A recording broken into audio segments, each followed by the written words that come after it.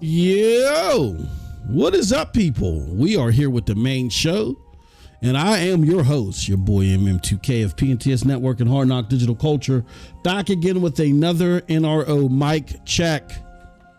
This is a special show where we're going to be talking about Starfield. The Wacky takes keys to success and my ultimate prediction. Before we get into all that, can you do us a huge favor? If you're watching this live, because you're going to see this one or two ways. You're either going to see this live, which I hope you're watching this live. It really doesn't matter. You can watch this live with me, but it's a lot more fun when you guys are in the chat, chopping it up. We have a good time. So hopefully you could join us at twitch.tv/ Mighty Most 2000, the home of Hard Knock Digital Culture, where we talk about hardcore games, hardcore anime, hardcore martial arts. Join us there. If you're watching us live and you want to support the platform because you're enjoying this content, because we come at it a different way than everybody else. We try to be thought-provoking. We're not just trying to get clicks. We're not going to do things for favor. We're not afraid to disagree with supporters. We hope that supporters understand that they're coming here for engagement, for our understanding and our philosophies behind gaming, and we can agree to disagree. We can have that discourse. But if you're just looking for someone to preach to the choir and always follow what you want to hear, this is not the place. This is for thought-provoking conversation. And I know a lot of people can't handle that. For those of you that can't handle that, that just want family reunion t-shirts passed out, this may not be you may not be able to stomach this, because I am going to disagree with you. We're going to have differences of approaches. We're going to have differences of opinions, and we foster that diversity here. And we're tough. I mean, we stand firm in our beliefs and our philosophies. And again, it's not so much, listen to me because I'm the all-seeing eye. It's say, look, here goes a perspective. Here goes a hardcore mainline perspective of what's going on in gaming. And if you appreciate the discussions around it from this angle, come on, man, let's talk. So hopefully you guys can appreciate that. And if you want to support the platform, because that's what we do, just for whatever reason, you just got too much daggone money in your pocket, you do it multiple ways. You can go to paypal.me/MM2K. You can hit us up on Cashapp at $MM2K Gaming. You can also go to here, streamlabs.com/Mighty Most 2000 /tips. It used to be hdc.live /tip, but we're having problems with Streamlabs. Oh my gosh, can you believe it? Yeah, it's happening again. Lastly, what you can do is, while you're here, if you're watching this live, now those ways that I just brought up, you can support us whether we're live or you're watching us on VOD over at YouTube. But if you're watching us live, what you can do is you can go hit the little subscribe button. You can do that even if we're not live. Hit the subscribe button over at twitch.tv /Mighty Most 2000. Hit it there. Show us some support, because what really makes this platform thought-provoking and where we can, have these discussions and do it in different ways, we can't do that without your support. All right. And I mean, and your support, you put games in our hands, you allow us to get the format all nice and clean, and allow us to do call-ins and different things with the Discord. Your support goes a long way, so we would like to maintain that. So whichever way you can support us, we'd appreciate it. Again, you can do it through paypal.me/MM2K Gaming. /MM2K, no gaming at the end of that. But you can cash app us at $MM2K Gaming, or you can go to streamlabs.com /Mighty Most 2000 /tips. Or you can just sub here. We appreciate it. We also have a Patreon, PNTSnetwork.com /Patreon. I'm going to get into that in a little bit. There's going to be some changes to that, but I can't talk about them yet. They're going to be exciting. They're going to be excited, and I just can't hide it. hide it. All right. So yeah, there we go. Also, let's show you this. This is the PNTS Network website where we talk about the latest and greatest in video game news. Let's see. Okay, there we go. There we go with the our homepage, and then you can see our latest content from our PNTS Network contributors. There goes my direct gameplay of Baldur's Gate 3. I'm playing it on PC and I'm loving it. There's our last podcast, so you can definitely go check that out where you'll see the mic checks and all that stuff. Mic check 1, 2. What is this? All right. And then also here goes something cool too. If you go to the member section and you go to me, MM2K Gaming, click on my tab, it'll take you to my page where I have my little wonky bio line. But look at this here, live on Twitch. You can watch this show live on Twitch right here from the website. There we go. Check out my YouTube stuff. Follow me at all my links. I know a lot of people have been asking about Ubisoft's gaming. That's been put on hold for the time being, but we're going to get back to that. We're going to get back to those Ubisoft games, all that stuff. I'm sorry, it's the summer. I've had to dedicate myself to Remnant, to Baldur's Gate 3, to Dead Island 2. Yes, we're still trying to get Final Fantasy 16. Then, damn it, we got Helldivers 2 coming up, and then we got Alan Wake 2. Oh my god, this is too damn much. Then I still gotta finish, right? Atomic Heart, which I was enjoying the crap out of that, man. Was loving that damn game, dude. So I gotta finish that. There's too much stuff on the horizon. 2023 is becoming a bonkers year, man. Yeah, dude. And this game could just like blow it over. Like this could legit be one of the best years in game, like top 3 years in gaming of all time. Like if not Baldur's Gate, if Starfield lives up to the potential, this is going to be a crazy gaming year, and again, potentially top 3 of all time. Now, people may hear that from me and may say, well, MM2K, you be hating on Xbox, so aren't you going to be salty, blah, blah, blah, blah, blah? No, I'm a gamer. I love AAA genre defining games.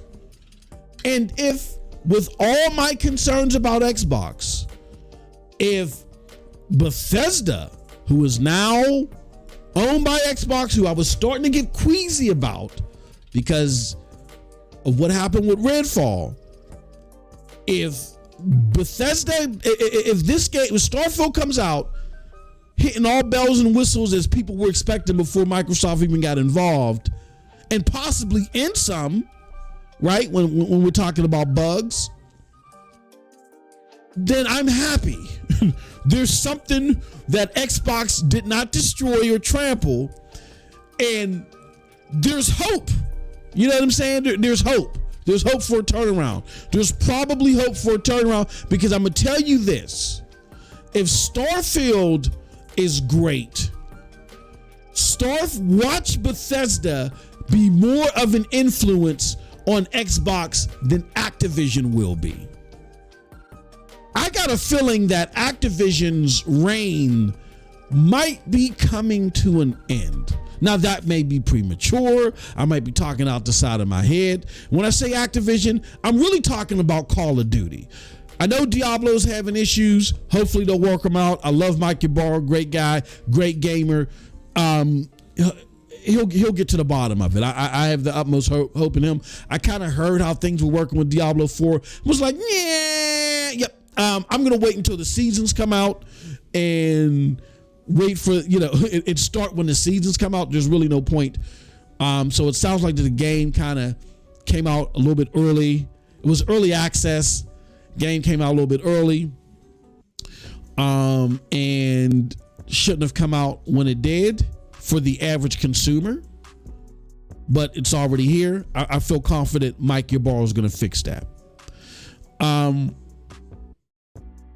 But outside of Diablo and outside of the Blizzard stuff, Activision really ain't doing nothing but with Call of Duty.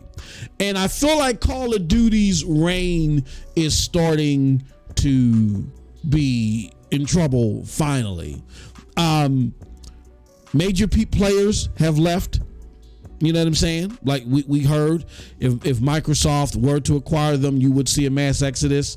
And I mean, you ain't seen a mass exodus, but you're already starting to see heavy talent leave. Just a couple of names, but still, whatever. When you had, look, there are designers, there are hundreds and thousands of designers and stuff like that. So people can create some cool stuff. And it's not just one person that's creating it, but there's only a handful of people that direct them.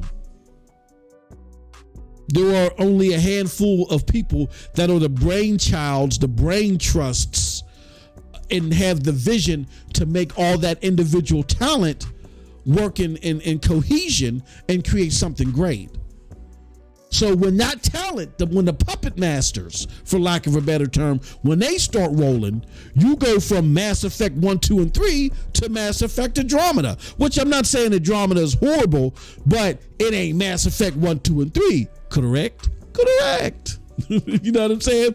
That industry talent, that long-running industry talent, when they leave,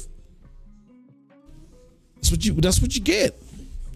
So I got a feeling, and I feel like Pete Hines, who's been in Demon Time, man. I love it.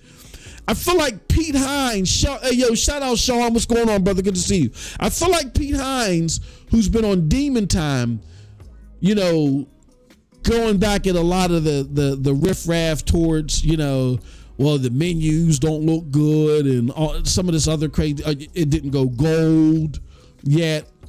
Some of the other silly stuff that, again, I've had my concerns about Starfield. I even said, look, I got money reserved for it, but is it going to go towards Spider-Man or Final Fantasy 16?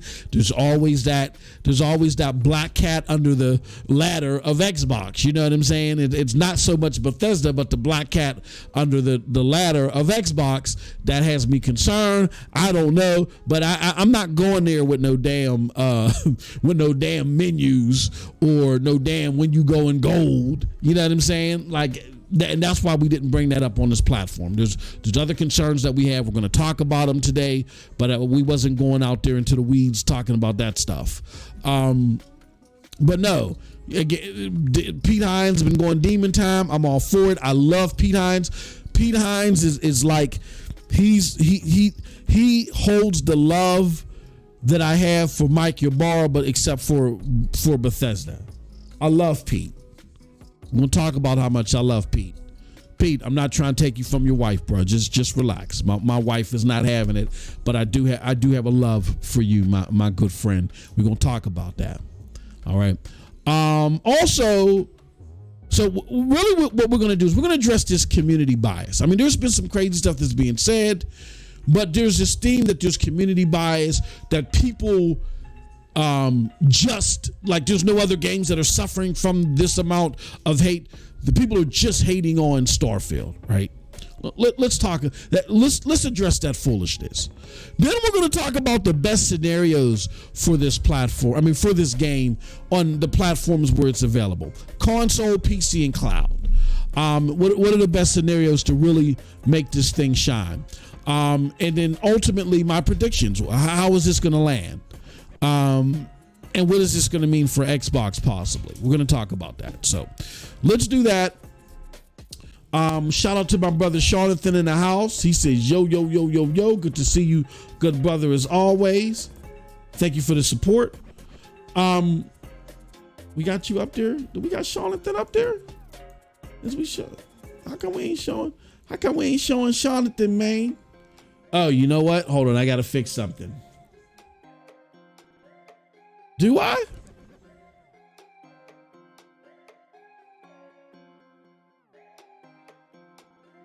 Hold on, let's go somewhere else.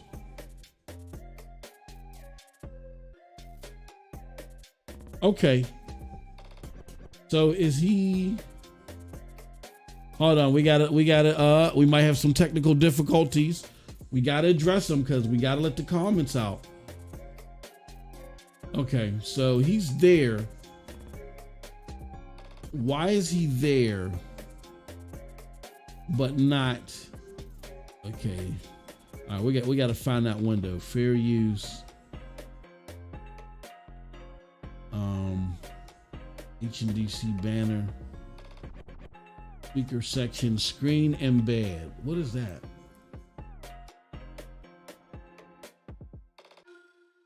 Window capture H2R. That's not this. What is the other thing? Twitch chat. There we go. Why ain't the Twitch chat showing up? Okay. We're going to fix that. Twitch chat. We got to go here. Let me copy that. Copy. And let's go here. And let's add the Twitch chat. There we go. There we go. And then my boy's there. My boy's there. There we go. That's what I'm talking about. He said it's there now. Good. Okay. All right. That's what I'm talking about, man. All right. So,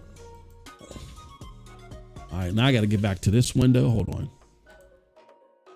Nethos is trying to spoil. Hey, shout out to my bro Nethos. He's going to be on that Starfield day one. Shout out to Nethos. Trying to spoil Bleach anime for me, man. I didn't get to see it yet. I was trying to hold off for my anime fans. I was trying to hold off until Jujutsu Kaisen came back. There's supposed to be a not a recant, but a retake video showing you, like, breaking down the story of the first season and then this little mini arc. That was supposed to be happening this week and next week, and then the following week, the main arc was supposed to happen, and I guess they're not bringing those 2 episodes to the States, so I'm a little disappointed. Nonetheless, it's all gravy. I'm just gonna wait because there's no other action anime. Because I watch my anime in blocks. I can't watch less than 2 hours of anime at a time. I know that sounds weird. I know y'all ain't come here for that, but that's just, this is Hard Knock Digital Culture. I can't watch less than 2 hours of anime at a time, so I watch them in blocks. So what I was doing was I was watching Demon Slayer. I was watching Hell's Paradise. I was watching Bleach, and then I was watching Jujutsu Kaisen. I finished the other 3. I finished all 3. I finished Jujutsu Kaisen because it's on break. Hellblade, Hell's Paradise, I finished, and Demon Slayer, I finally finished. All great. Hell's Paradise was okay. The next to last episode really made up for the slow pace of the entire show. So now it's just Bleach. So I got 2 episodes of Bleach that I haven't seen. I might let it build up to 4. It's killing me though. There is some what's that? Stray Dogs. I might catch up on, but the action in Stray Dogs. I'm only on episode 5. I don't know if the action on Stray Dogs picks up, then that might be my filler that I watch. There's also when I was reincarnated as a slime, which don't let that title fool you.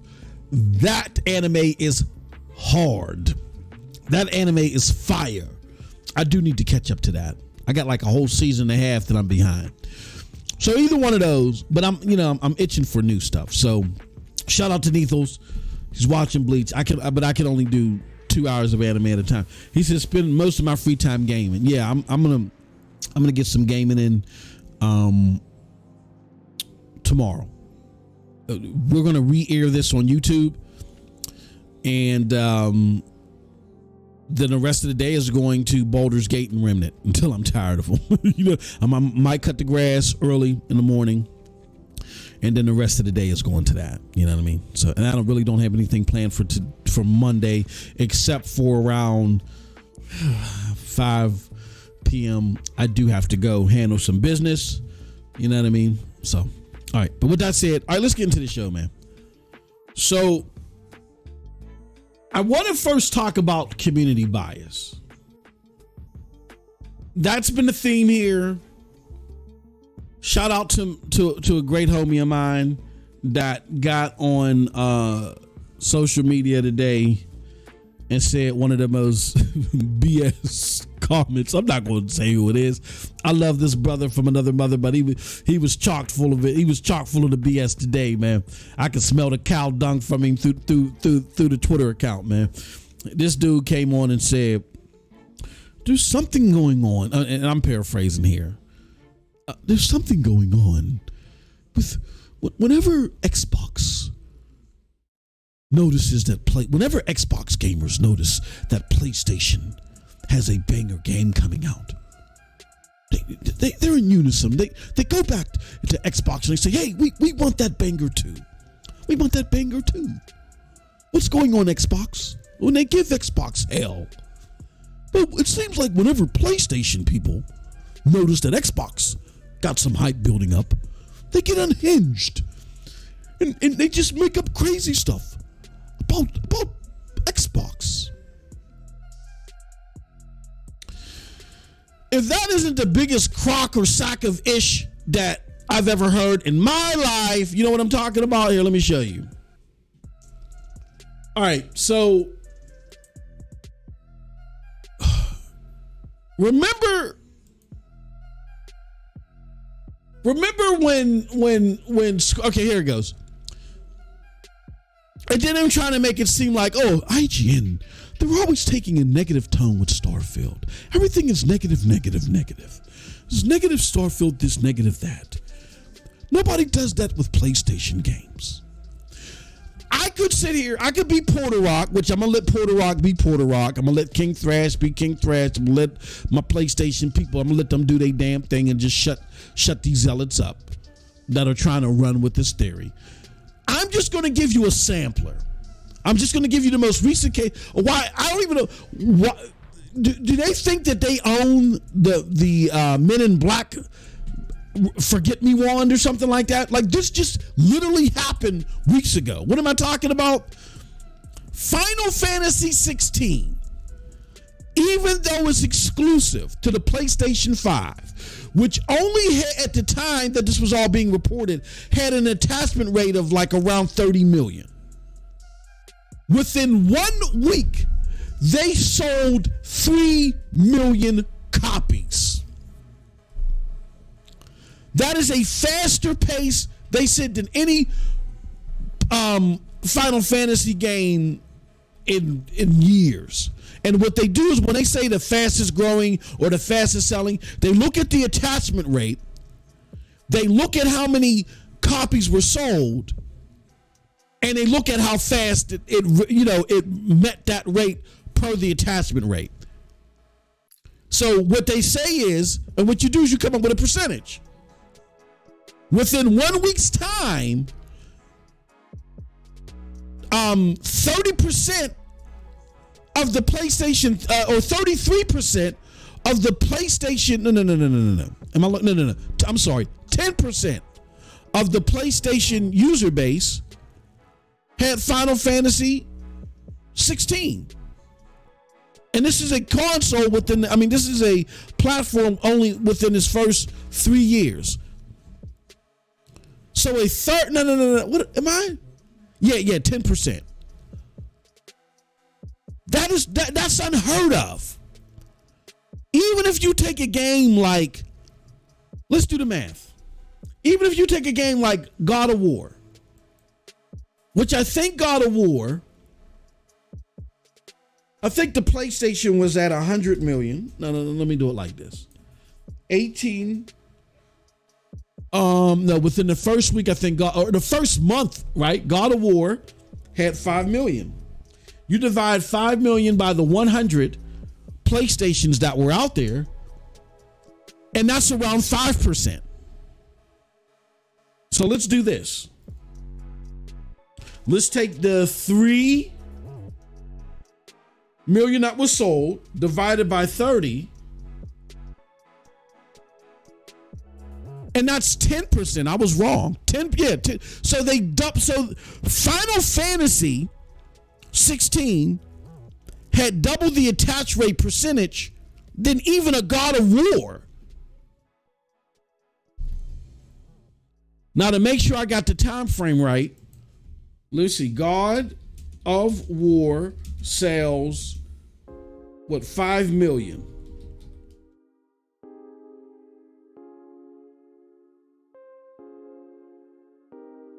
It says God of War Ragnarok sells 5.1 million.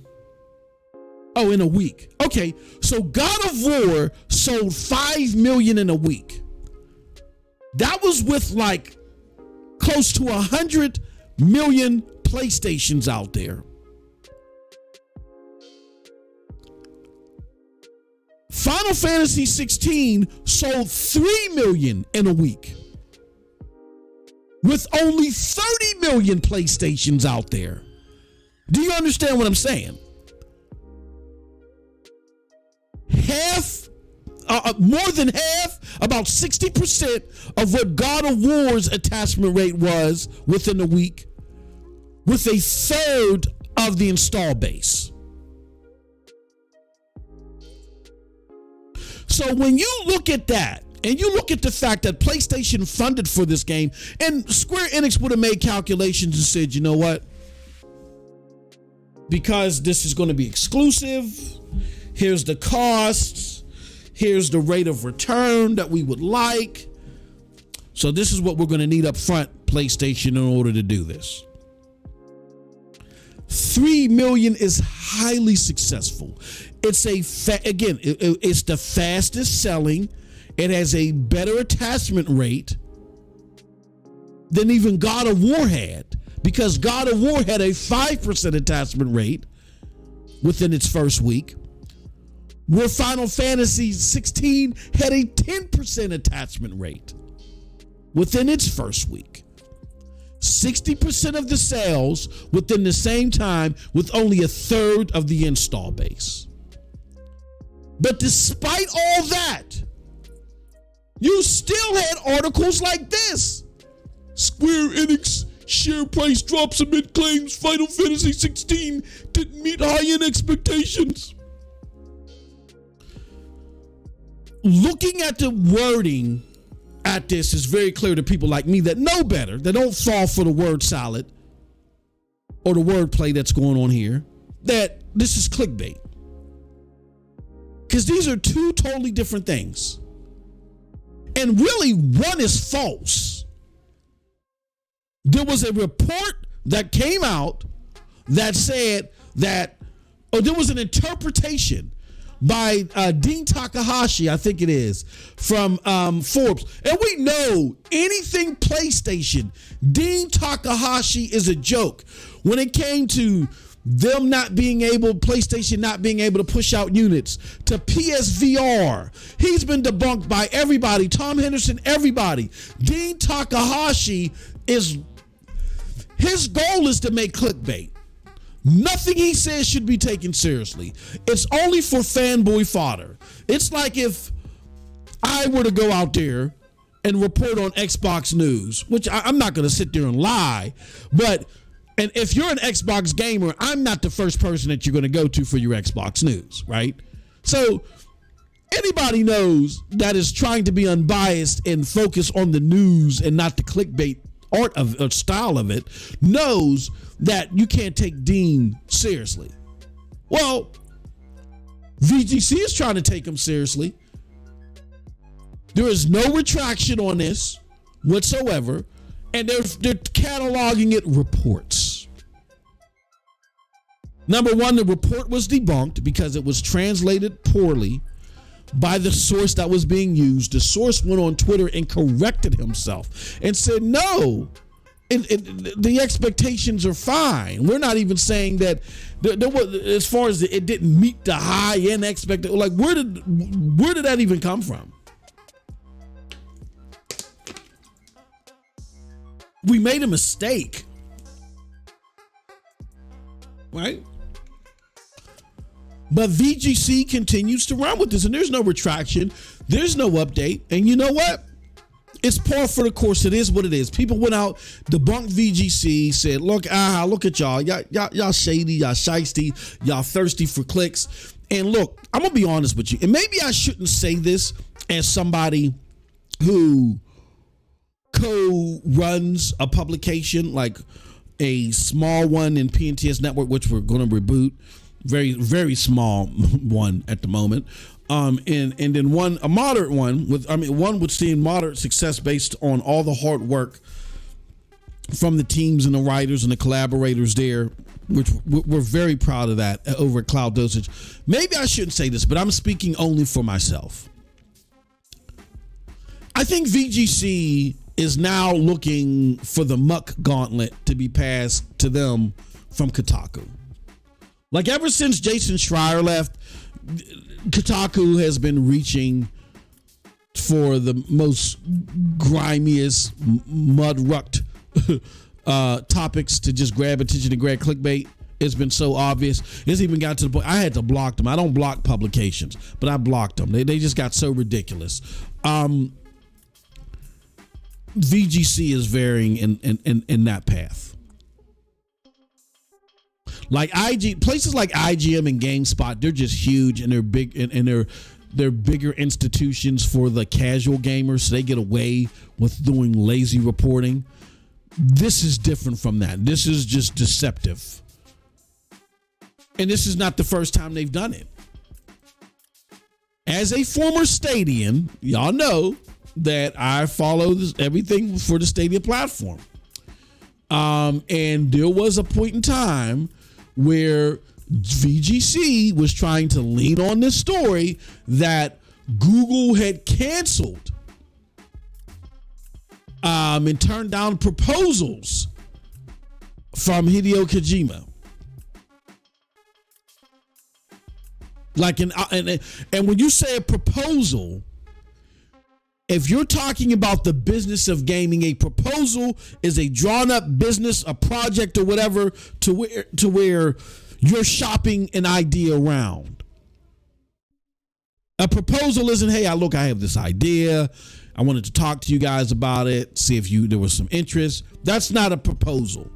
A proposal, you got your PowerPoint, you know what I'm saying? There's a presentation behind it and all the other stuff. Full-fledged presentation with the hopes and aspirations that a deal can be inked that as early as that day. Or the parties that are viewing the presentation might say, you know what, give us some time to think about it. We'll get back to you. But a proposal is a business transaction.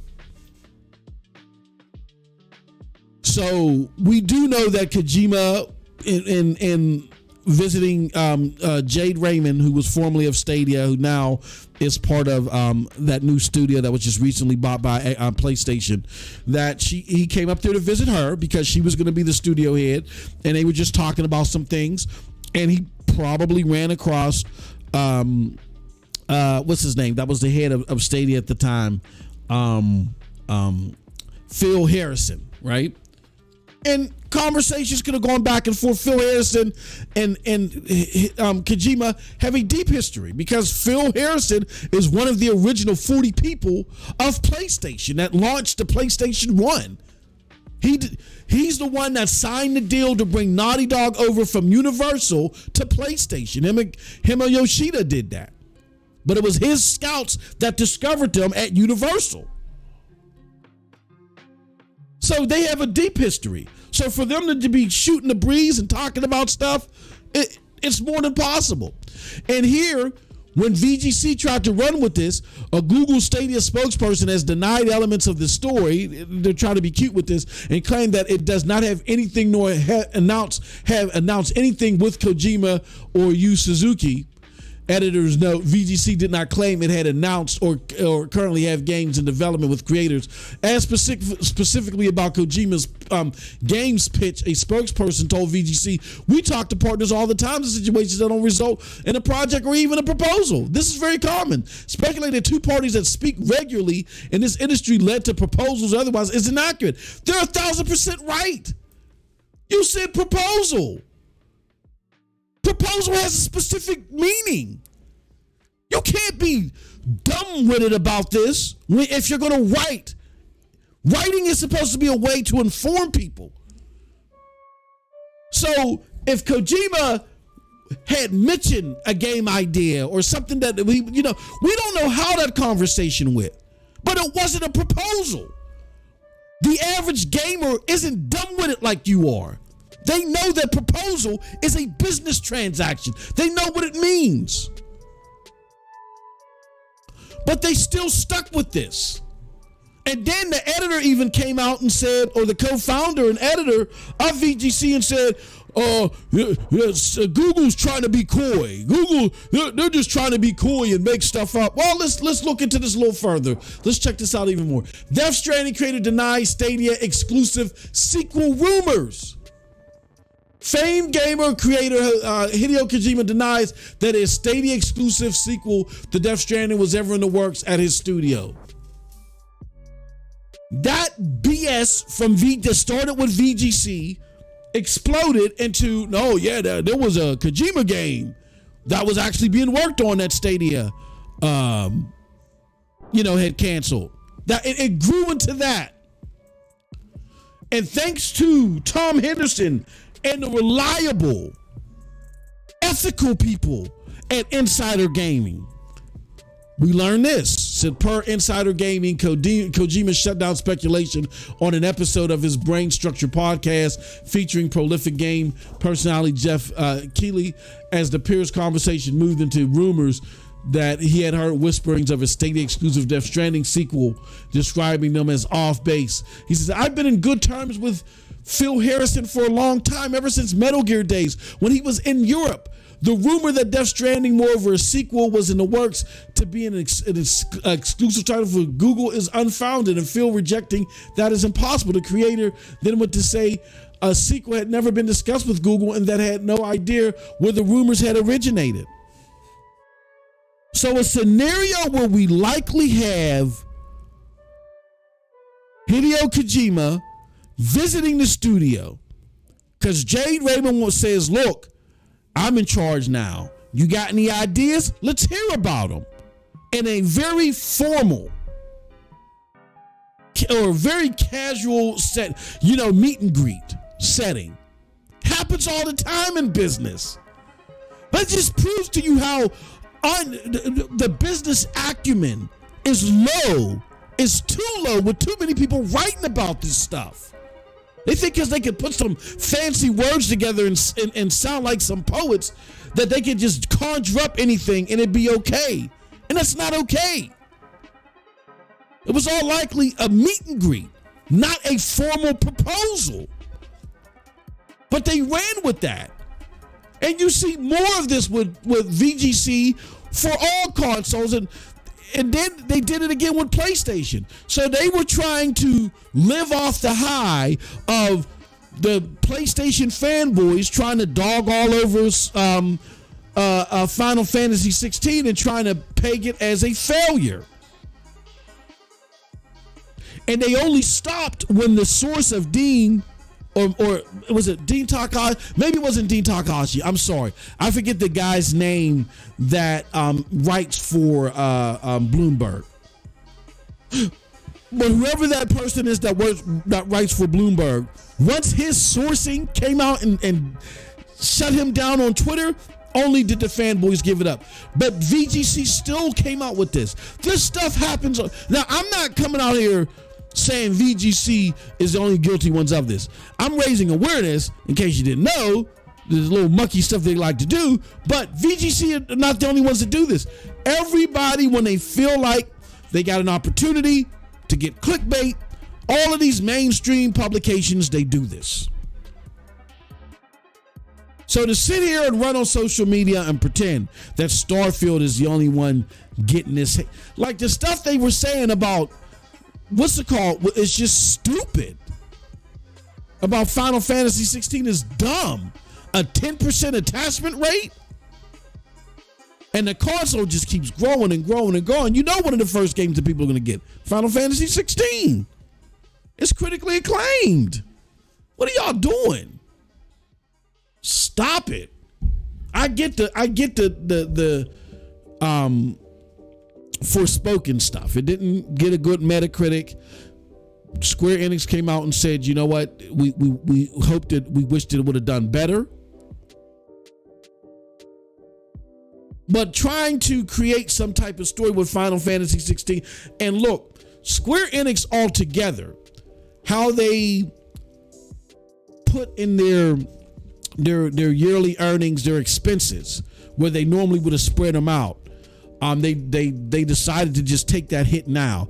A variety of things led to their stock price dropping. The only thing that helped it not be worse is Final Fantasy 16.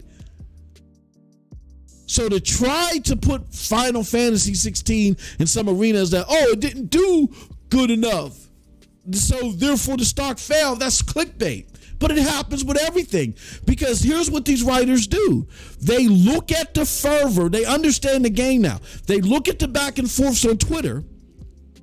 They see what is the idiot boy notion of the day, and I'm going to write a story around it. Let me feed into the idiot boy notion of the day. What is trending on Twitter? That's what I'm going to write about. I'm going to feed into this crap so we get clicks. And I'm going to blame it on reporting and all this other stuff, right? And you don't get educated in the process, but this is what happens with everything. People do it with Xbox. People do it with PlayStation. But this notion that it only happens with Xbox is absurd. The review bombing of PlayStation games, the racist comment, all this crazy stuff. Now, granted, we did have some crazy comments about about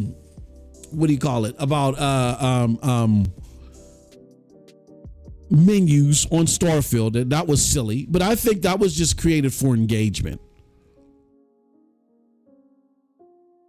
You want my honest opinion? That I think that was an engagement ploy, and y'all keep falling for it. Oh, how dare you say that? But a lot of people, ever since Elon Musk put them engaged, put you know what I'm saying? Put that payback out there. Now you see everybody retweeting that tweet, trying to get some cash too. That's why I put my smart aleck tweet out there. Oh man, I thought you had to put thought-provoking content out there to get your coin up. No, you just got to talk about menus. So y'all have dumbed down, instead of just ignoring the silliness of that comment. Y'all all are trying to get clicks. Y'all all trying to get paid from Elon. So now everybody's talking about menus. And it's not, Grums is just one guy. Grums just put it out there and said what he said. And anybody with any sense that authentically looked at that and said that's silly would ignore that. Like I did. That's stupid and silly. It's very clear that you are just out here trying to conjure up any negativity towards this game that you can. I'm going to ignore you, or towards Xbox. I'm going to ignore you. But no. Everybody heard the cha-ching and got in on it too. That is social media for your ass.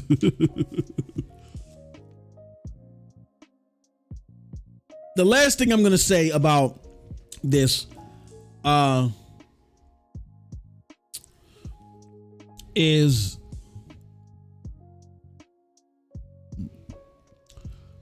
I think it's stupid. There's this thing. Okay, I'm going to say this name, Reforged Gaming. He doesn't need me to defend him or speak for his honor. Hold on, let me see if I can find this tweet. Let me find this tweet first, and then we'll go in on what I'm talking about here. I'm just. He said what? Now, no, I'm not. No, bruh. I need 2 hours of let me see. I need 2 hours of anime at a time. You've converted me into an anime block watch elitist. Oh shoot, hold on. Let me see. Let me find the gift. Hold on. I'm talking to my bro Nethos. Hold on. Let's see here. Pinky in the sky.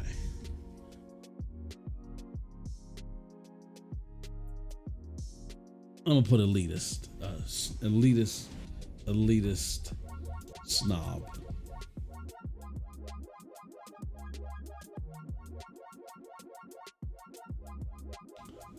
Elitist. And we find it. There we go. That's the one. Yeah, bro. I need 2 hours of anime at a time.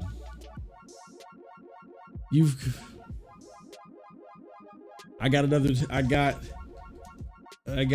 another 2 weeks or until Jujutsu Kaisen.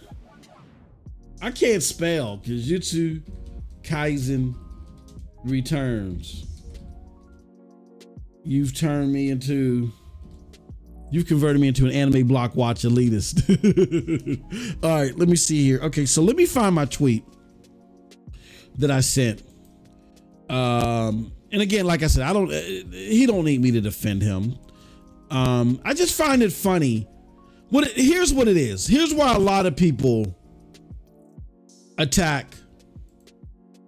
And I'm gonna put this up here too, because I found my Pete Hines tweet, which I love. I just love this.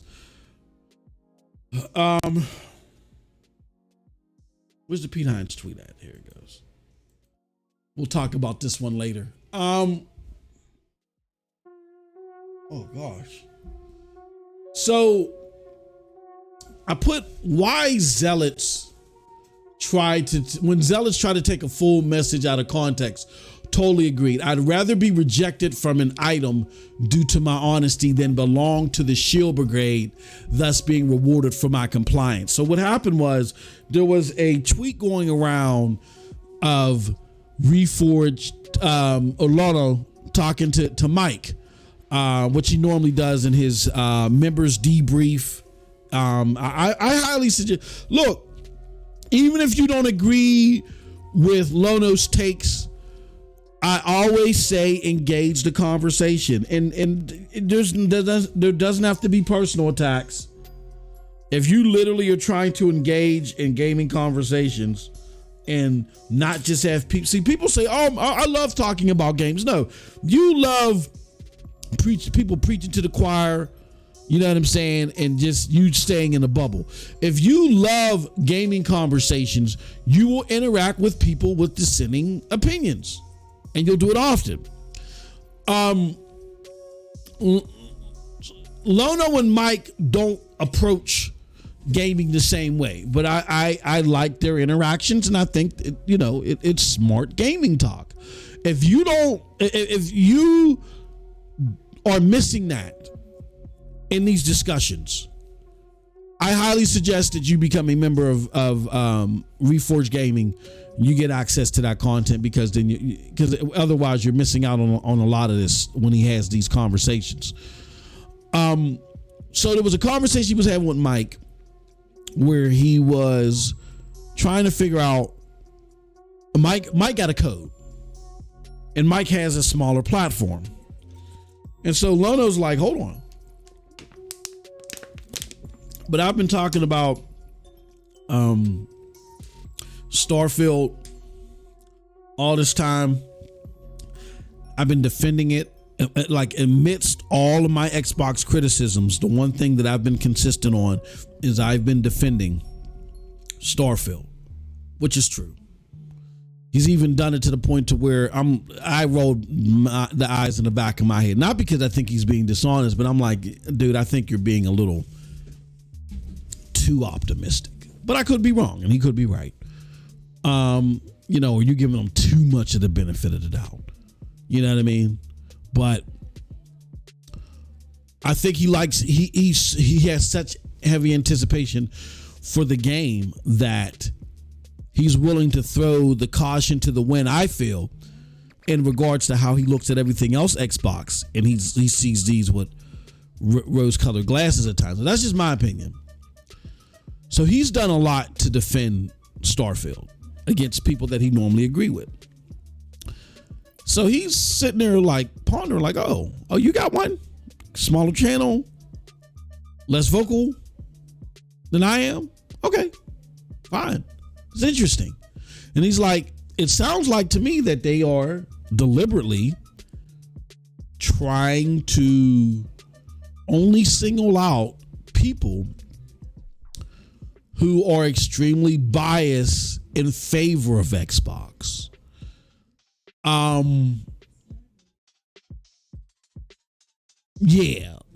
That's the criteria. It's like if you, and nothing against Ginger Gaming, but if you sat there when just seeing Phil on the stage,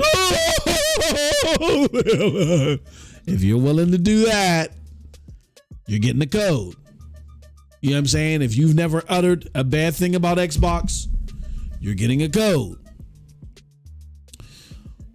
Reforged Gaming is one. But to hear and find out that Skill-Ups will give it to everybody. You know what I'm saying? Skill-Ups ain't getting the code. And Skill-Ups, I don't agree with Skill-Ups on anything. I feel that Skill-Ups tries a little bit too hard. I don't like his content. I don't know the guy. It's nothing personal. He listens to my stuff, probably. If he were to ever listen to my stuff, probably and say, who's this guy that's all over the place and his production is horrible, and I'm not thinking about this guy. So it's nothing personal, right?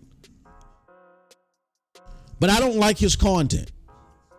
Me and him have two totally different gaming philosophies. And at times I feel that there are times that he says things to pander to the Xbox community, because it's not that I feel the numbers, men lie, women lie, the numbers don't lie. When you pander to the Xbox community, you're more likely to see success. Here's what's happened. And this is why when some of my cloud gaming friends that used to follow our content, or follow my content, who were like, you know what? I can't follow this guy anymore, which is fine. Because my content has transitioned. Like, I've gone from talking solely about cloud and looking at everything from the prism of cloud for the last 2 years, primarily. Not all the time, but primarily that was my focus. We did do the commission to where we tried to have a broader look at things, and other opportunities where we tried to have a broader look at things. But the majority of the content was through the prism of cloud gaming. So I can understand some people's disappointment if you were used to following me and getting that constant prism through the guise of cloud gaming. And now my focus is on all of gaming, and I'm talking about things that don't relate to your cloud experience.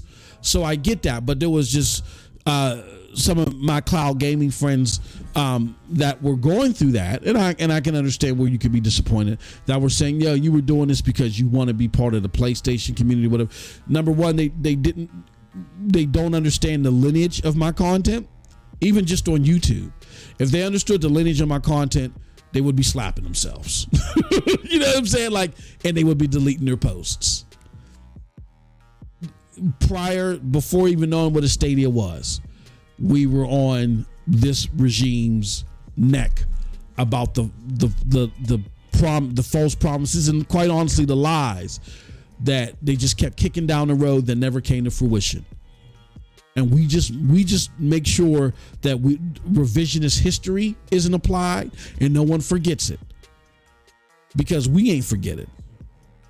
Things change. Yes, people have to change directions every now and again. But when the majority of stuff that you say you're going to do does not land the way that you say they're going to land, the majority, not some, not half, not a good portion, the majority. When that happens time and time again, and the way that you've marketed stuff causes people to stick with your product in belief that those things are going to land, then we got a problem, and you need to be called out on it, right? That's been our MO before we even knew what a Stadia was, okay? And even before I knew what a Stadia was, that was coming from someone who was a self-described Xbox fanboy. I proudly wore that moniker. I was like, PlayStation only makes walking simulator games. I don't like their games. I didn't like their games at the time. That's what I was saying, so they're not even, PlayStation isn't even a discussion. I am an Xbox enthusiast. I've supported the platform, spent, you could say tens of thousands of dollars on platforms and games, peripherals, all that stuff. And I want better for this platform. I want this platform to get back to the form of old. If you want to do things on the periphery and extended, be more kumbaya with gamers, that's fine. But do not throw away this hardcore AAA genre defining pillar that made you who you are. I wasn't even thinking about PlayStation. We did various series with other Xbox enthusiasts, trying to get to the bottom of why they're doing what they're doing, and to put suggestions out there, not just criticize, but to put suggestions out there. We did all that. The Xbox is going to continue to deceive.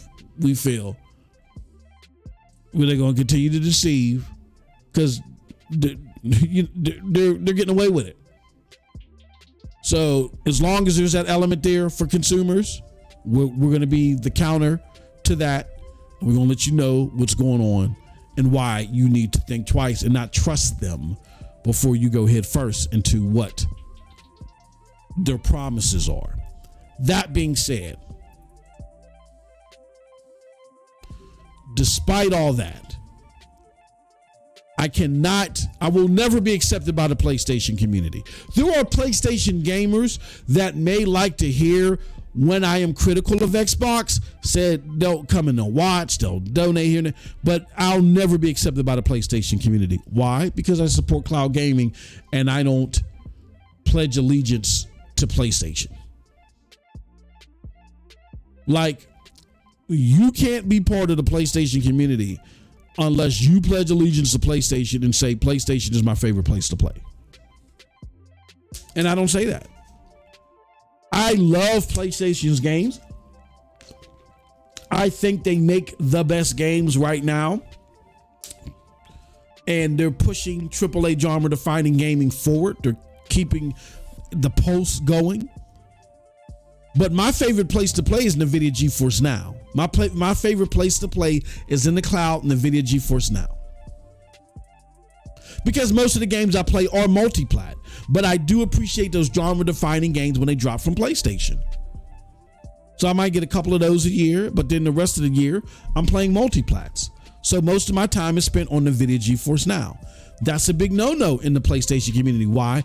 Because the PlayStation community has transitioned from going back and forth with Xbox competitively to just clowning them. Just clowning them and reminding them that they're in last place. They don't even take the Xbox community seriously.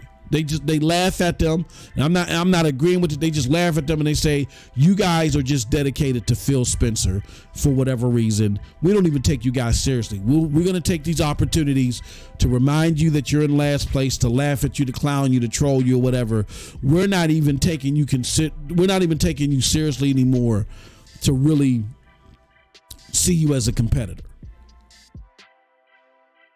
So what they've done in light of that whole approach is there's like a litmus. There's like a boot camp you got to go through. How many PlayStation games have you beat? What are you playing? Who do you play with? Where do you play most of there's a survey you got to take before you're accepted as a PlayStation gamer. And I would never pass that survey. I just wouldn't.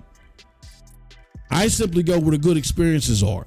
I fight for there to be more good experiences, and where I think that people that are looking for good experiences like I are being taken advantage of because that's what they're looking for, I will speak up. But I'm never going to pledge allegiance to just PlayStation just because they're there. I'm going to give them kudos for what they're doing now, but I don't pledge allegiance to anybody. I just want good games. So, and I feel like that's where Reforged Gaming is coming from. He just wants good games. He actually went out and bought a Series X. He has a history of, because he's a Destiny player and he loved playing Destiny on Xbox, similar to the original one, that was his platform of choice. But he's seeing what's happening with his platform of choice and he's not liking it. Sort of like excuse me, so I can relate. But unlike him, I feel like I caught on early enough to where I did not buy a Series X. I knew that all the false advertisement, the world's most powerful console, and all the stuff that they were patting these fanboys on the head to sit there and sell you 40 to 50 frame deltas and all this other crazy foolishness. The PlayStation, or the Xbox Series S is going to have better frames than the PlayStation 5. Shout out to you, D-Batch. No, shout out to my homie D-Batch. I'm looking at you, kid. You know what I'm saying? So all those lies that never came to fruition, I kind of I've been burnt too much with Xbox. I knew not to pick up the Series X. There's nothing that they have that I would want to play on console, because whatever they're promising you on console, you're not going to get it. Hence why Starfield is 30 frames per second on the console. Do you understand how upset I would be if I wouldn't bought a Series X? And I have a computer here, right? So I have a 3070. Now, legitimately, I can trade this 3070 in somewhere, PC part picker or whatever, and sell it somewhere at like maybe $500, $600, $700 to it, and get like a 40 series card, like a 4070, 4080 maybe. You know what I'm saying? And get the performance that I'm happy with when it comes to Starfield natively, if that was my only choice. I could do that, right? If I really wanted to play Starfield that bad. Do you understand how livid I would be if I went and did that, got a Series X, zapping up that $500 of that extra $700, maybe $800 that I would need to get a beefier GPU, only for them to tell me now I can't get 60 frames per second, and for it to be pretty much known, I'm not getting 60 frames per second because of the Series S and the parity that's associated to that. That has never happened in gaming, where the expectations set for the consoles were only not met. The expectation for the machinery was not met, but was being confined by a lesser one. Now we can go back to the Xbox One generation and say there are instances to where 4K 30 was the best you were going to get because of parity there, like with PUBG. Okay, 60 frames per second was never an expectation. Even though Phil stumbled and messed up and talked out the side of his ass again and brought up 60 frames per second and referencing the Xbox One X and made it sound like you was going to get it true 4K 60, that making it sound like you was going to get it more often than you were. And we understand the parity with the One S may have led to 30 frames per second being the norm still.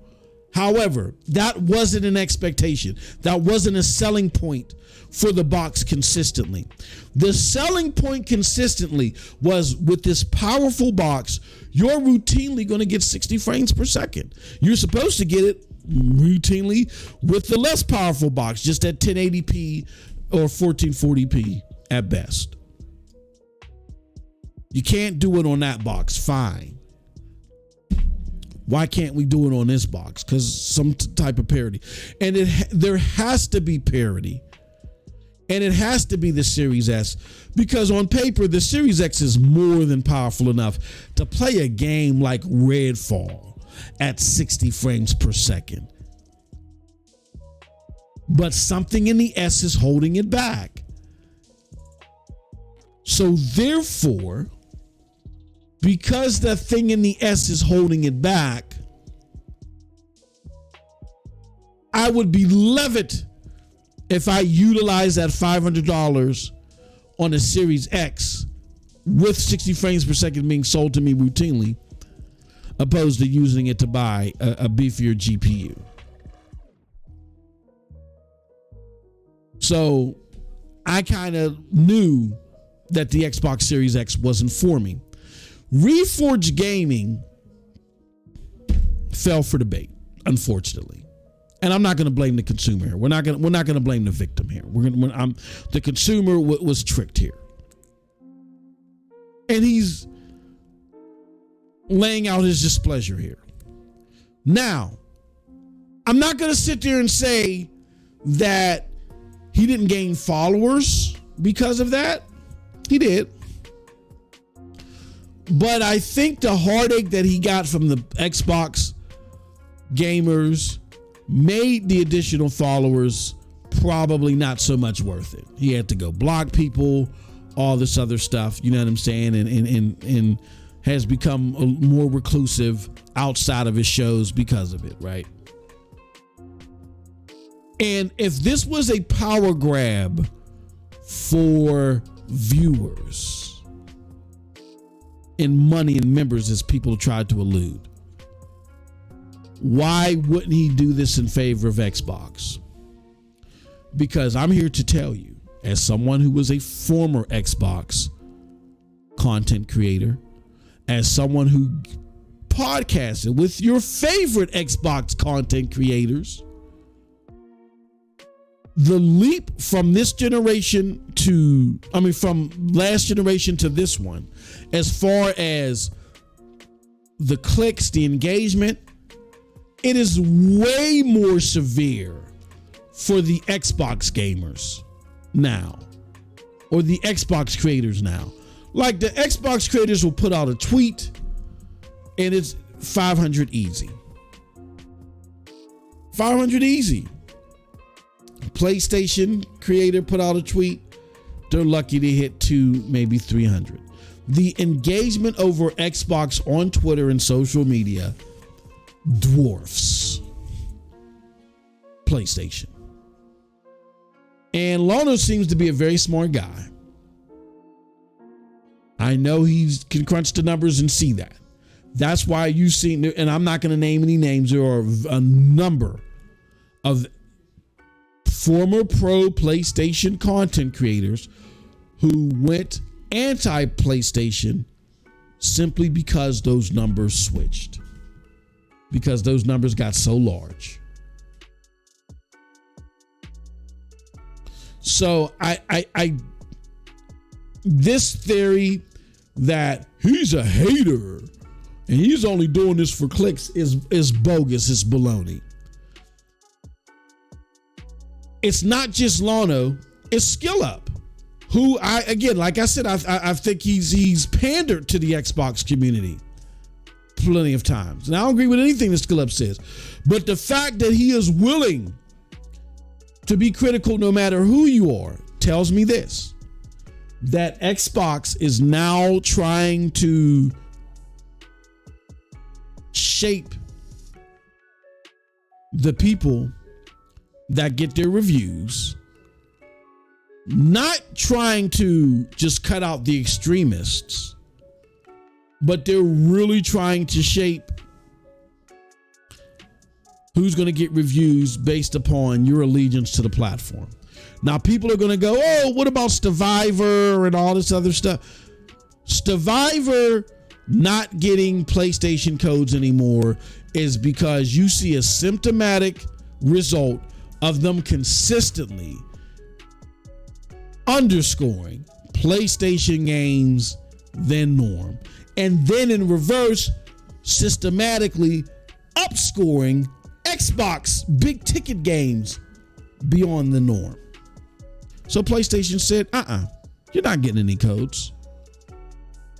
But I haven't seen a campaign from PlayStation like this, where if you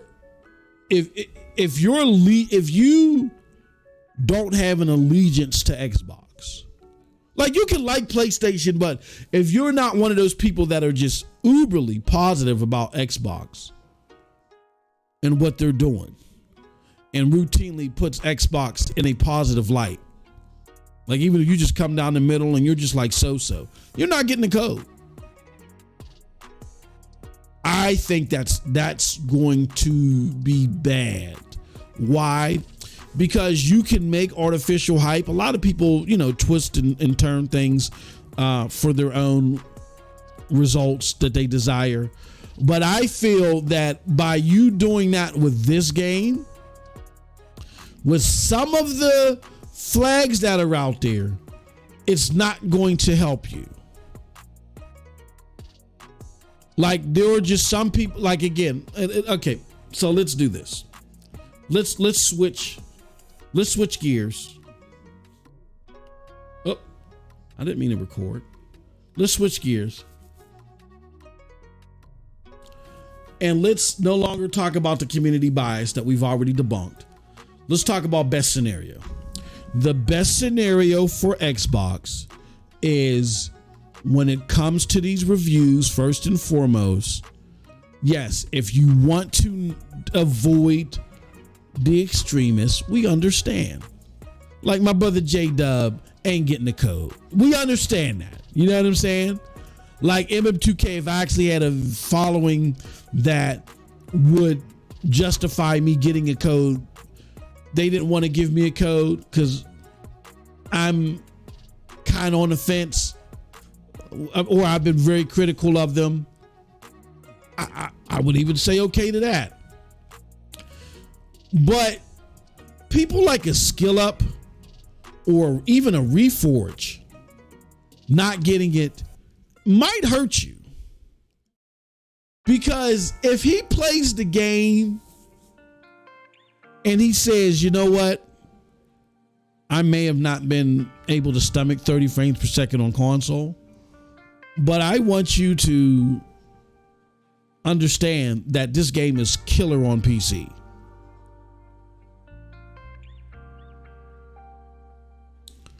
There's a lot of people on the fence because of Cyberpunk 2077 and because of the former misdeeds of Xbox, particularly Redfall. When you think of recent stuff, when it comes to AAA games, they're on the fence. And they're only going to listen to the most critical people. And I think that there's a large swath of those people that could really grant a lot of success to you. So I think across the board, whether it's console, PC, or cloud, I think your best bet is to grant a code.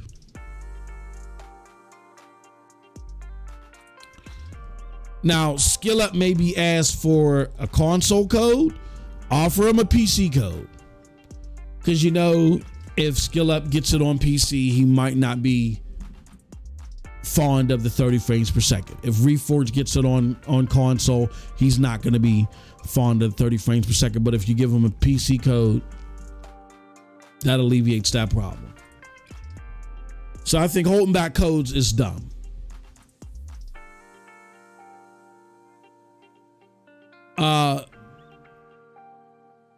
Here's the best scenario when it comes to the platform. I think the best scenario for Starfield on console is that 30 frames per second is stable. There's a lot of dynamic rendering. I think if you can keep that frame rate at 30 frames per second as consistently as possible, the dips are rare, and you got a lot of dynamic scaling, and hopefully you could, I mean, y'all locked it at 30, so I can't see why the dynamic scaling would go any lower than 1440p for the Xbox Series X. For the S, I don't know what the hell it's going to do. But for the Series X, if you can keep that dynamic scaling between 1440p and 4K, keep it at a locked 30 frames per second, you might have a chance to redeem yourself through on consoles. Because I think that's going to be, a lot. Not selling decently on consoles would hurt you. Then there's, because and not having stable play on consoles is going to hurt you. And I think the best you can do now is the 30 frames per second. Also, which I'm hearing that you guys achieved. If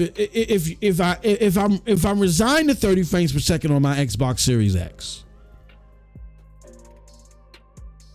then there shouldn't be any bugs. Now we're hearing people are dozens of hours in, no bugs. There you go. There's got to be some give, take, reward, risk here.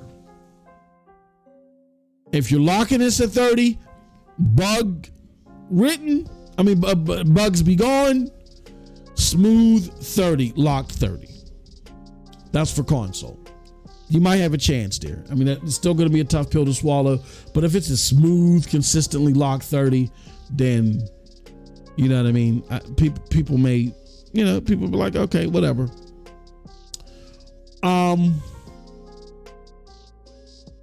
Console. That was that one. PC. The red flag is the lack of DLSS, integration at launch. People said they're going to mod it in or whatever. I'm not one to be dealing with the mod community all like that. You know what I'm saying? In dealing with the mods at launch or whatever. That being said, FSR3, there has to be some give and take there. Like FSR3 is really going to have to kick some ass. I mean, people are like, oh no, it's great in this game, it's great in that game. It really has to kick some ass on this game. Really get people on powerful cards, 4K 60, no compromises, ultra settings. You know what I'm saying, on the powerful cards. FSR3 is going to really have to do it's going to really have to show and prove here. All right. For the cloud, and shout out to Woolly Gaming for this one. For the cloud, I think for the cloud, I think that it'd be cool if you can get some decent performance out of it. It'd be cool. But this is Starfield. This is a big banger game that people are going to plug hours and hours and hours and hours and hours in. And I just don't think that, outside of maybe playing on the Samsung TV that has like that AI built in that can probably work some magic, I don't think, and you're missing a big opportunity in not having this playable everywhere at a decent way. If you're going to have it on xCloud, fine. That's your cloud platform. But what I hope that happens in the next few weeks is we get information on Starfield dropping day and date on NVIDIA GeForce Now. I'm not going to make this a big NVIDIA GeForce Now commercial. I will just say this. NVIDIA GeForce Now has revolutionized gaming as far as capabilities and access are concerned. Like nobody, when you look at the balance of capabilities and access, When you look at it through those prisms, nobody is balancing it like NVIDIA GeForce Now. I get some cloud gamers will say, well, hold on. Xbox is giving me these many games for only $16 a month. And it's I feel like it has an ease of use that's unmatched right now to other cloud platforms and all. Okay. And that's fine. If you are a cost conscious gamer, disenfranchised from hardware, as many cloud gamers are, I think being a cost conscious gamer, sure, xCloud is where you want to be. That being said, we can no longer toot the convenience, because people are the queue times for xCloud are really starting to get out of control, and for Starfield they're going to get even worse. And then I may not want to pay billions of dollars to play a game, but if I can sit there and reasonably say, well, you know what, look, even with NVIDIA GeForce Now, if you break up the costs of me buying these consoles and mid-gen refreshes, I'm still coming out on top with NVIDIA GeForce Now, and NVIDIA GeForce Now is more accessible than hardware, and it's more powerful. I can handle that. So there's a certain way that I'm expecting the output to be with Starfield. xCloud ain't cutting it. I am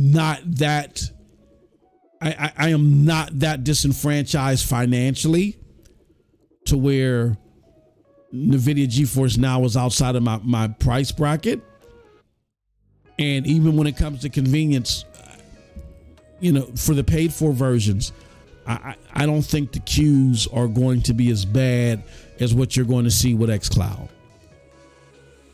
If I'm Xbox, for that reason alone, I'm allowing NVIDIA GeForce Now to play Starfield day one, and for a bigger reason. For the other two things that I talked about. Let's just say if FSR 3 doesn't do its job, let's just say that the console thing isn't as stable. I'm partnering with NVIDIA GeForce Now to make, 40% off a GeForce Now Ultimate or GeForce Now subscription, including Ultimate. I'm partnering with them to sponsor something like that. So even console gamers who bought the Series S or the Series X, they can now go and play at 60 frames per second. Damn, they can even play at 120 frames per second. Well, Starfield's probably not going to let them play at 120. Well, it will probably at 1080 on the video. If they're playing at 1080, maybe medium or high settings, they could probably play at 120 frames per second, because the consoles are 120 hertz capable machines. So as long as you got all the right core, you know what I'm saying? So now they can play the way that they want to play. They just got to do it through the NVIDIA GeForce Now. That takes away all of the burn of even though you got to go to the NVIDIA GeForce Now to get help. Hell, you had to go to Rainway to get help to even be on the browser. Right? Am I right or am I wrong? Okay. So those are my thoughts on the best case scenario. Console alone, steady 30 frames, lack of bugs, like damn well none. PC alone, FSR 3 has to be killer. But I think the savior, if those two fail, put Starfield on GFN and advertise the hell out of that. You're missing it, because they still either got to subscribe to Game Pass or They got to buy the game outright, which that's what I would do. I'm gonna buy the game outright and play it on GFN if it's available day one. Why wouldn't you want that? You're increasing the sales, the access through game, all that stuff. And like I said, I would just partner with NVIDIA GeForce Now for them to discount their service. Can't beat that with a stick. All right, last part, prediction. I don't have a score. I'm not going to sit there and play like I got a score to give you. I don't have a score. Here's what I can say though. I think that ultimately, despite Xbox's poor mismanagement that they have over their game studios, I think Starfield will survive and be another great addition to 2023. I'm starting to get that feeling again. And a lot of that is because of my homeboy Demon Time Pete Hines. That's his new nickname, Demon Time Pete Hines. Come on. Let me show y'all this. So my bro's been giving it to cats all over social media who have been saying silly stuff about why Starfield is going to be trash. Peter said, look, in response to the whole menu thing, and Pete says, look, or they designed what they wanted, and that's been our menu for years, and was one of the first things we settled on. Having an opinion is one thing. Questioning our developers' care because you would have done it differently is highly unprofessional and coming from another dev. So he's giving it to Grimes. Or Grums. He's really giving it to him. Seriously. So with that said, I'm like, oh, my bro's in demon time. So I responded, I said, regardless of my angst towards Xbox or many things, y'all know I F's with Pete. Bro been on demon time last few days. I'm all for it. I love Pete Hines. I think he's great. Todd Howard still has, these big lofty things that he wants to do with games. So as long as he has that imagination, that's great for Bethesda too. We just need Todd to, better oversee the execution. But as long as they've pulled out the Bethesda magic for this one, I think you're still going to have a great game. Now, is it going to be enough for Xbox? Even if Starfield is a fantastic game on its own, no. It's going. If Starfield is great, it does a lot for Xbox as far as not closing the coffin on them. People are saying, oh, but the Activision Blizzard makes Microsoft a more plausible publisher. That does nothing for the Xbox ecosystem.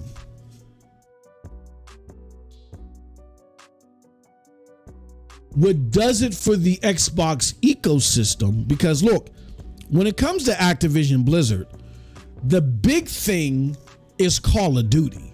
The big whoop to do is Call of Duty.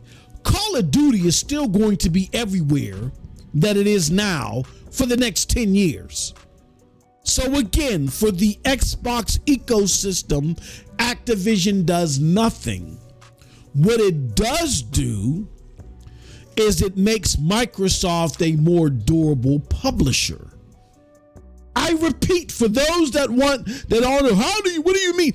The big thing in the Activision Blizzard deal undoubtedly is Call of Duty. Don't get me wrong, the World of Warcraft is cool, but that's not going to fill your ecosystem up. That's not going to bring people to the lineup of Xbox game. Oh, this is owned by you. Let me check out everything else Xbox. No, what that's going to do though is those people will be where they're at, and they'll continue to play. You will reap the rewards financially And that will add to you as a publisher. It's not going to necessarily grow your ecosystem. It's not going to make people jump out and buy Xboxes. It's not going to make people jump out and go crazy with xCloud, especially on Call of Duty. The way xCloud is set up, people will try it and then they will deny it. You know what I'm saying? It's not going to make Windows. You know what I'm saying? It's going to keep people where they're at because that's what the 10-year deals do. It's going to add significantly to Microsoft being a publisher, which saves Xbox, the video game ecosystem that not only houses Microsoft's games, but multi-platform. The thing that saves that is those other studios being able to crank out games that will draw people to the ecosystem. That's why Bethesda games are exclusive, because they are designed now to draw people to the ecosystem. What Starfield does is that keeps that hope, that plan alive. That's why I said I think Starfield is bigger for Xbox than even Activision. Activision adds to the publishing stint. Bethesda adds to the ecosystem. Or let me put it like this. Activision is vital for the publishing stint. Bethesda is vital for the ecosystem. So we'll see. But what can finally, if Starfield alone just keeps the plan alive and doesn't on itself turn everything around for Xbox, what does? Well, it's you addressing the problem. The problem is the leadership. And I think within Bethesda, you have the leadership that you need that can lead Xbox. Who is that leadership? No one else than my brother, Demon Time Pete Hines. I look, in order for Xbox to survive, it has to have a strong grip on hardcore AAA genre defining gaming. The people that are there, that are holding the line, they're not holding the line for Hi-Fi Rush or holding the line for Pentiment. Those were cool games that they could brag about on social media, right? To say, look, we got good stuff. The thing that they're holding the line out for is Bethesda bringing that killer AAA game. Is for Halo coming back to glory. Is for Fable being that AAA stunner that can make PlayStation go, oh my, we're really in trouble now. We get our crown. We're about to lose the crown. That's what they're holding the line for. They're not holding the line for more peniments and all that other. No. They're not holding the line for Game Pass to be filled up with more shovelware. No. They're holding the line for those big ticket AAA genre defining games. There is no better person. And don't get me wrong, I know Sarah Bond's name has been thrown out there. I think Sarah is great, is a great communicator. I think she's great for fanfare. She really knows the business. We saw that in how she really has a handle on the business. I think more than anybody there, particularly during the court case, you know. And you know what? I would love to see a sister in a position like that. That would be groundbreaking. But I haven't seen enough from her to supersede what I saw, what I know Pete Hines is capable of. The familiarity, decades long, that I have with Pete Hines, decades long with a Mike Ybarra. Yeah, I mean, to where I said I wish Mike would have took over instead of Phil. I think Pete Hines can do it. Pete Hines gets it. And he's a gamer extraordinaire. Family man, gamer extraordinaire. He can relate to the gamers. And Pete don't take no ish, man. Pete might be a little bit too hardcore sometimes for y'all. But that's what Xbox needs. They need a resurgence of the hardcore wing. You could have people on the periphery like a Sarah Bond or whatever that could be the more unifying voice or whatever. But we need to know that the guy in charge or the person in charge has that hardcore pedigree built into their DNA. And I know that about Pete. So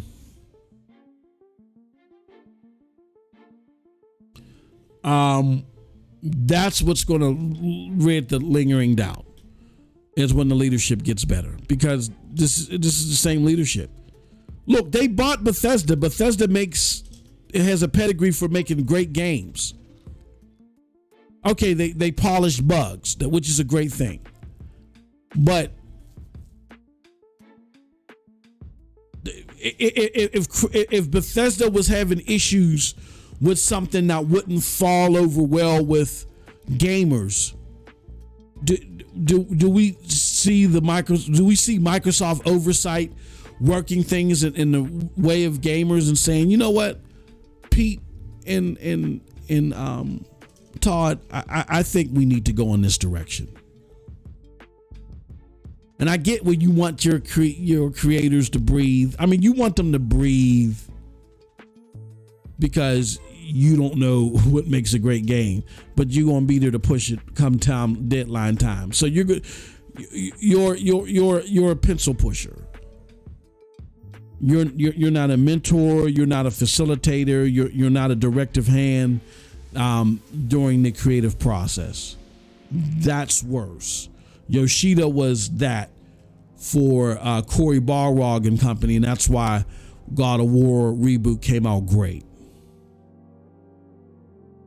So the problem, Starfield is great and you polished it up. That's cool. But again, we still had these red flags of it being 30 frames per second on consoles, which is a big no-no. This wouldn't have happened if this was a PlayStation title. And I'm willing to say that PlayStation would have been better if it was a PlayStation title. It would have landed better.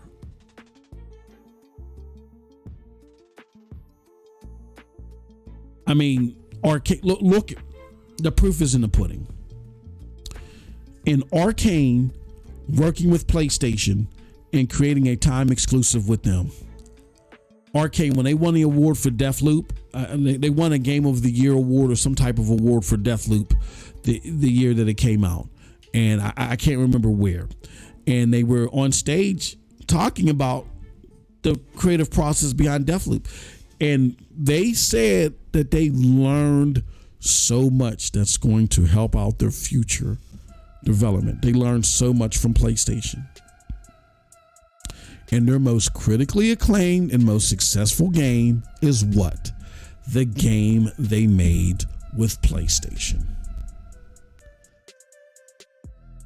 Turn the tables and look at what happens when they've collaborated with Xbox. Their worst game. Now, I understand there's other factors in there with, the problems with Redfall and all other stuff. But again, it's the mismanagement of Xbox versus the mentoring, the hand and the growth that you go through with PlayStation. We would have never seen that in Redfall had, again, Bethesda been a PlayStation studio. So yes, we getting a great game in Starfield possibly from a studio with the pedigree of making great games. Xbox gets the credit because they own the property now, but that doesn't resolve the issues with Xbox altogether. That just means that Bethesda knows how to, at least Bethesda Softworks with Todd Howard, knows how to navigate the muck with Xbox and their poor management and still deliver a great title. That doesn't mean that Xbox in totality has turned it around. The problem with Xbox is the leadership. They set expectations, they don't deliver. And thank goodness Bethesda was able with Starfield not to let that potential go to waste. Possibly. We'll see. And I'm hopeful that that's the case. I've had my doubts about them, about their creative process, but I just feel confident now that, I think we're still going to get a great title. I'm hopeful. Man, I'm confident that we're going to get a great title. My thing is just do the smart thing. Make sure, just put those reviews, let people review. But more importantly, I think as a steady backup plan to any shortcomings that you're going to have on console, because that 30 frames per second is going to trip you up some. At least it's going to trip you up some. PC, FSR 3, if that doesn't shake out well, I think the biggest thing you can do is partner with NVIDIA GeForce Now to fill in that gap. I think that's the gap stop, or the stop gap rather. And if you're like, oh well, you know what? I mean, y'all still won't give Xbox the credit, even if Starfield comes out great. Y'all still won't give them the credit. No, because they haven't fixed the problem. The problem is the leadership. Thank God if Starfield comes out great. Thank God Bethesda, the veterans at Bethesda were able to navigate through that piss poor leadership. Thank God.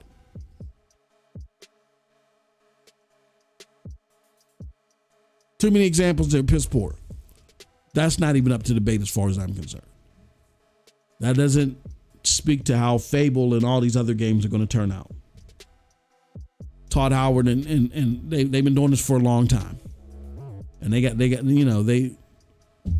you could already tell from the court documents that there were just some things that bewildered them early on with this relationship with Xbox early on. Piss poor management this early, but it's just been a continuity of things. You hire them, they didn't think they was going to be making exclusive content. Now they're making it. Okay, fine, we get that, and I created some angst, but the communication being lackluster. Then you're laying off a whole bunch of people not getting raises. I mean, wow. And if in the midst through all that, you still come out with a great game, Xbox is going to get the credit as the parent company, but I think the kudos really goes to Bethesda, goes to Todd Howard and Pete Hines and the leadership team there, and not Xbox. I'm not giving it to Xbox. I mean, they're going to get the credit for having the game. They're going to get the credit for, having exclusive content. Of course, they own the property. But my own personal thank you, you know what I'm saying, is going to them.